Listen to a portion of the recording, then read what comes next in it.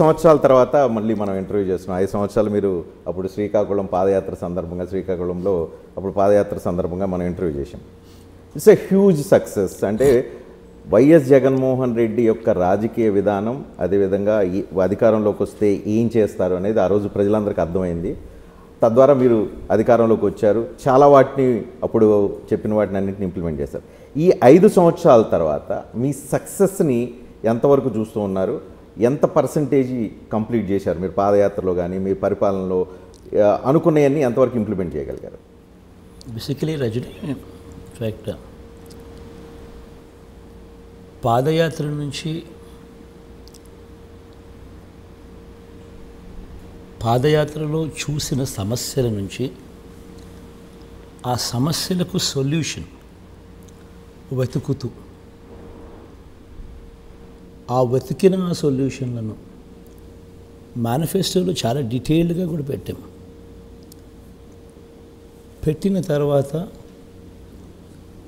దేవుడి దయతో ప్రజలందరి ఆశీస్సులతో నేను ఈరోజు సగర్వంగా కూడా చెప్పగలుగుతా ఉన్నాం.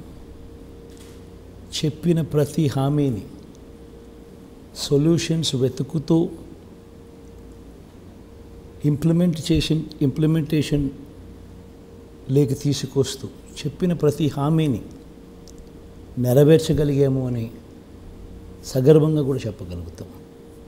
ఇన్ఫ్యాక్ట్ మేనిఫెస్టో అంటే ఇప్పుడు కూడా గతంలో మనం ఏం చూసేవాళ్ళం, ఎన్నికలప్పుడు రంగురంగుల మేనిఫెస్టోలు చెప్పేవాళ్ళు, అబద్ధాలకు రెక్కలు కట్టేవాళ్ళు.